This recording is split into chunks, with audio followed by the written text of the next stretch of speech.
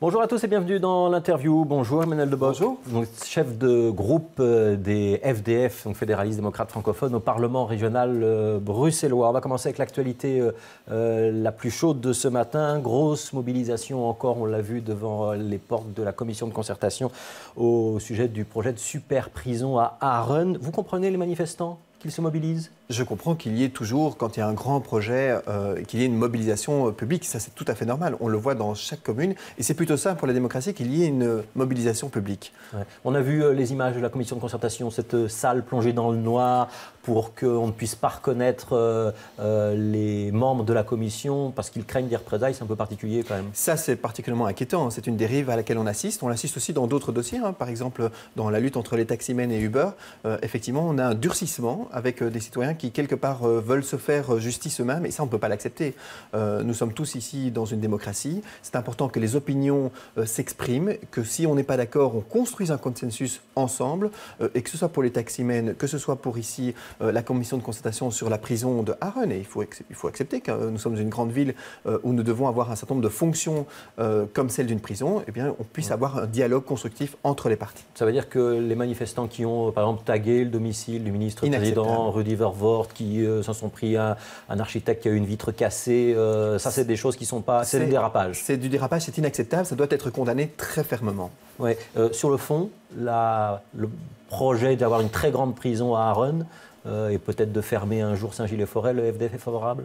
Mais ça vous semble un bon aménagement du territoire? C'est clair que la rénovation de la prison de Saint-Gilles n'était pas du tout appropriée. Alors je ne sais pas s'il fallait mettre la prison de Aachen sur le parking C. C'est vrai que ça aurait pu être une option, mais il faudra bien la mettre quelque part. Et c'est vrai que Bruxelles doit aussi accepter, dans une ville capitale comme la nôtre, d'avoir une prison. Après ça, le débat est ouvert et je crois qu'une commission de concertation sert aussi à l'expression de l'intégration aussi par les uns et les autres de cette fonction-là dans la ville. Oui, mais donc une prison plutôt à Aachen, plutôt que de rénover Saint-Gilles-les-Forêts, ça vous semble... Plutôt à Aachen qu'à Saint-Gilles-les-Forêts, mais ce n'est pas que le seul endroit. Même si c'est un peu loin du palais de justice, que ça va créer des problèmes de déplacement. C'est certainement moins loin que d'autres prisons qui sont parfois à l'étranger. Alors, je voudrais qu'on parle classe moyenne avec vous. Vous avez réalisé une étude sur la question. Ça coûte cher toujours l'exode des classes moyennes à Bruxelles ?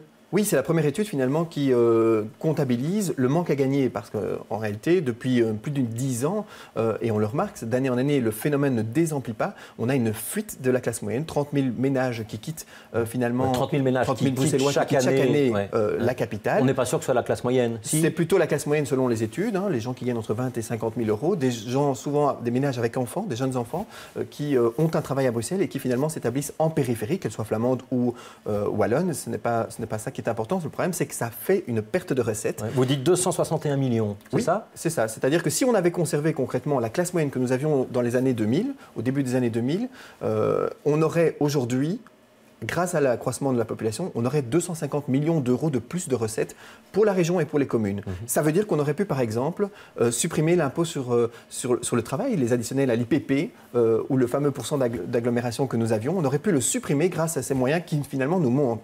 Et le grand problème, c'est que avec ces moyens qui nous manquent, le risque, c'est finalement d'avoir la classe moyenne qui reste à Bruxelles, qui va devoir être mise, elle, plus à contribution que par le passé. Alors, donc vous vous êtes fondé sur des chiffres de 2000 et puis de 2011, vous avez fait la comparaison entre les deux. Vous établissez qu'on est passé de 58 à 68%, donc c'est presque 7 Bruxellois sur 10, de gens qui gagnent moins de 20 000 euros, donc moins que ce que vous appelez la classe moyenne, mais donc c'est des faibles revenus. Des faibles revenus. Ça veut dire que Bruxelles est en train de s'appauvrir. Tous ceux qui disent ça ont raison? Alors il y a deux problèmes. Bruxelles s'appauvrit en moyenne, mais Bruxelles aussi se dualise. Et ce que l'on voit, c'est qu'il y a de plus en plus de très très riches, mais ils ne sont donc ça pas fait nombreux. Plus de 100 000 euros de revenus bruts par an. Ils passent de 1% de la population à 1,5%, donc c'est quand même un accroissement de 50%, mais ça ne pèse rien concrètement puisqu'on parle de 1% de Bruxellois. Et de l'autre côté, on a effectivement une classe paupérisante qui n'arrête pas d'augmenter, avec des grosses dichotomies, selon qu'on est à Saint-Josse ou à Uccle ou à Woluwe-Saint-Pierre, avec des grosses différences, et des communes aussi qui finalement s'appauvrissent très fortement. Ixelles qui s'appauvrit, Uccle qui s'appauvrit, et d'autres communes qui font un effort pour maintenir cette classe moyenne. Je pense par exemple à Oudergem, qui est la commune qui a le plus forte proportion de classe moyenne. Alors, quand vous dites qu'une commune fait un effort, c'est-à-dire quoi? Comment elle fait l'effort? Par exemple, avec des politiques qui favorisent avant tout le rester en ville. Donc des politiques discriminantes favorablement à ses habitants. Je pense Ça veut dire exemple. Que, par exemple, sur la fiscalité, sur l'immobilier, on est attentif aux classes moyennes? On est attentif sur le travail surtout. Moins de fiscalité sur le travail. C'est vrai que par exemple, une commune comme Anderlecht, comme Schaerbeek, ont baissé ces dernières années leur impôt sur le travail et maintiennent finalement, ont cet enjeu de maintenir des revenus dans leur commune. Un autre exemple, par exemple, sur les crèches. C'est vrai que les crèches, c'est un enjeu important. Il n'y a pas assez de place dans les crèches, mais certaines communes ont supprimé finalement la priorité qu'elles accordaient à leur personnel communal. C'est important parce que du coup, ça donne la priorité à qui? Aux habitants. Vous avez trop d'habitants. Est-ce que c'est vraiment une question de fiscalité, Emmanuel Debock? Est-ce que ce n'est pas aussi une question d'aménagement du territoire, de pression immobilière, du fait que quand on est dans la classe moyenne, qu'on a 1 ou 2 enfants, on a envie d'avoir une maison avec un jardin et qu'on va la trouver facilement en Flandre ou en Brabant-Wallon, alors qu'à Bruxelles, ça n'existe pas? Est-ce que ce n'est pas juste ça le problème, un problème de grande ville et pas un réel problème de fiscalité? C'est avant tout un problème de pouvoir d'achat. Les gens ne trouvent plus à se loger pour le prix auquel ils peuvent prétendre. Et donc, avant tout, c'est d'avoir le pouvoir d'achat pour pouvoir rester en ville. Quand on interroge les gens, avant tout, leur souhait, c'est de pouvoir rester vivre dans la commune dans laquelle ils ont grandi.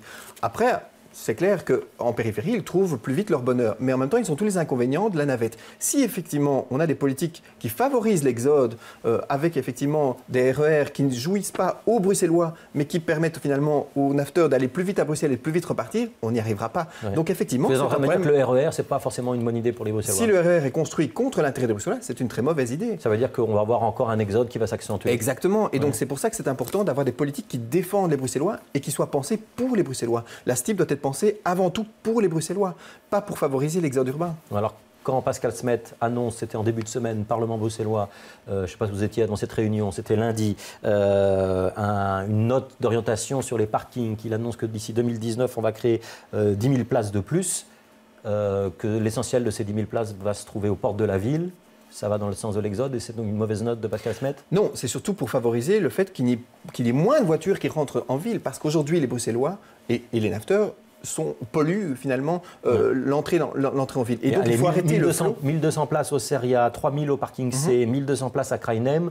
Ça veut dire quand même que c'est des places qui vont servir essentiellement aux nafteurs, qui vont stationner aux portes de la ville et qui prendront la STIB ensuite. Alors, c'est empêcher avant tout le fait que des voitures viennent embouteiller les voiries bruxelloises. Il faut à tout prix empêcher l'entrée de la ville comme il se fait aujourd'hui et favoriser une qualité de vie. On a le problème des particules fines qui se posent, on a un problème d'importance finalement de qualité de vie, d'environnement qui n'est pas respecté. Il faut avant tout permettre à ce que les gens qui habitent en dehors de Bruxelles puissent déposer leur véhicule et ne pas aller jusqu'au centre de la ville avec leur véhicule. Il faut clairement avoir d'autres politiques qui fassent en sorte que les gens ne déménagent plus. Vous savez, quand les gens sont partis, ils ne reviendront plus, sauf avoir des politiques incitatives. Ouais. C'est-à-dire quoi? C'est la fameuse réforme fiscale qui va permettre ça? La réforme fiscale de 2017, effectivement, mais qu'il faudra, à mon avis, accélérer. Et on doit faire quoi? On l'a dit un transfert de fiscalité du travail vers d'autres formes. Donc et la propriété immobilière, mais pas seulement, les niches fiscales, les niches environnementales, effectivement. Donner un bonus plutôt sur le logement plutôt que sur la voiture. Les primes environnementales, tout ça participe effectivement, le bonus logement, de politiques qui peuvent être faites à l'avantage des Bruxellois. Il faut accélérer, ça veut dire que la majorité, Guy Engel, ministre du Budget en particulier, ne va pas assez vite?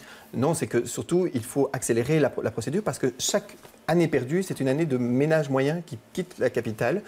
Et donc, il faut surtout aussi se saisir des nouvelles compétences que la 6e réforme de l'État nous donne. Je pense par exemple aux 25% de contributions pour lesquelles on va être compétent pour accélérer le mouvement et créer finalement ce paradis du travail et de faire en sorte que les Bruxellois puissent rester vivre dans leur capitale et ne pas être obligés quelque part de quitter la capitale. Oui, cette réforme fiscale, il faut qu'on en discute quand? Parce qu'on a le sentiment qu'on l'annonce. On l'a annoncé dans l'accord de gouvernement. Il y a un groupe d'experts. On ne voit rien venir. Vous savez, je suis très fier de cette réforme fiscale que j'ai portée avec Didier Gauzoin et elle se retrouve dans l'accord de gouvernement. Elle est prévue pour 2017. Mais c'est vrai que quand elle sortira ses effets, les gens n'en verront la réalité qu'en 2018, voire 2019.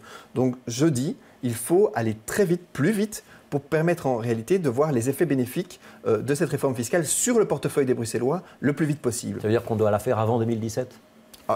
Dès que les experts sont prêts, allons-y. On peut déjà pour moi supprimer le pourcent d'agglomération. Il y a un certain nombre de choses qu'on peut faire, qu'on peut étaler dans le temps. Et si effectivement il y a un problème sur les revenus cadastraux et qu'il faut voir un autre mode de taxation, auditionnons les experts. Je vois qu'il y a une réforme fiscale aujourd'hui, une réforme fiscale en vue au fédéral sur la même problématique. Je crois qu'on a tous intérêt à objectiver pour qu'on ait un impôt juste et équitable qui soit le même pour tous les Bruxellois. Oui, il nous reste 2 minutes. Je voulais juste 30 secondes sur le vote électronique. Donc je sais que ça fait partie au Parlement bruxellois de toute une série de réflexions sur la bonne gouvernance. Les Wallons ont décidé de tourner la page et de revenir au vote papier. Est-ce que les Bruxellois vont faire pareil? Chef de groupe FDF dit quoi? Alors, on a toujours privilégié le vote électronique, à condition qu'il soit transparent et qu'il ne soit pas plus coûteux que le vote papier. Or, aujourd'hui, qu'est-ce qu'on constate? Que les expériences pilotes ne coûtent pas, comme en Wallonie, 1 euro pour le vote électronique et 10 centimes pour le vote papier.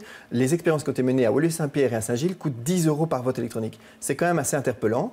Nous privilégions effectivement une objectivation, une remise à plat et surtout une transparence. Nous étions favorables sur le ticketing. J'apprends aujourd'hui que l'entreprise concernée aurait jeté l'éponge et qu'en fait, il n'y aurait plus d'entreprise qui voudrait l'organiser. Donc il faut revenir au vote papier? Il faudra clairement revoir à ce moment-là son fusil d'épaule. Je repose ma question, si vous ne répondez pas, il faut revenir au vote papier ou pas? Si le ticketing n'est pas possible et s'il est aussi cher que ce qu'on va nous vendre, alors oui, il faut avoir le courage de revenir en arrière. Mais seulement, il faut évidemment regarder si ce coût est l'objectivé. Alors, le baromètre politique de la Libre Belgique et de la RTBF, 11% d'intention de vote en région bruxelloise pour le FDF, vous vous maintenez? C'est un bon score? C'est un score qui est assez flatteur parce que c'est vrai que pour un parti qui prend ses responsabilités et qui continue dans un gouvernement dans lequel il n'était pas précédemment, je trouve que c'est plutôt flatteur de voir que le Bruxellois nous suit dans notre progression. Le mouvement réformateur se porte bien. Il est repassé premier parti en région bruxelloise. Il se porte bien également globalement en Wallonie. On voit que c'est plutôt le Parti socialiste qui baisse. Vous n'êtes pas en train de vous dire finalement nos anciens alliés du mouvement réformateur, ils ont fait le bon choix et sans nous, ils se portent pas mal et avec la NVA, ils se portent encore mieux. Vous savez, il faut voir de quelle élection on parle. Est-ce que ce sera pour les fédérales ou pour les régionales? Moi, je sais qu'aujourd'hui, il y a de plus en plus de Bruxellois qui font confiance au FDF et je suis convaincu que le FDF va encore progresser et que malheureusement, la petite guéguerre entre MR et PS va finalement désolidariser un certain nombre de Bruxellois par rapport à cet enjeu. Ils attendent autre chose de la politique que finalement ce jeu de ping-pong entre les deux partis dominants qui finalement, depuis 25 ans, ont gouverner à tout niveau de pouvoir de manière indifférenciée. Merci merci Emmanuel Debock. Et demain, c'est Marie-Christine Marguem, la ministre fédérale de l'énergie, qui sera l'invitée de l'interview. À demain.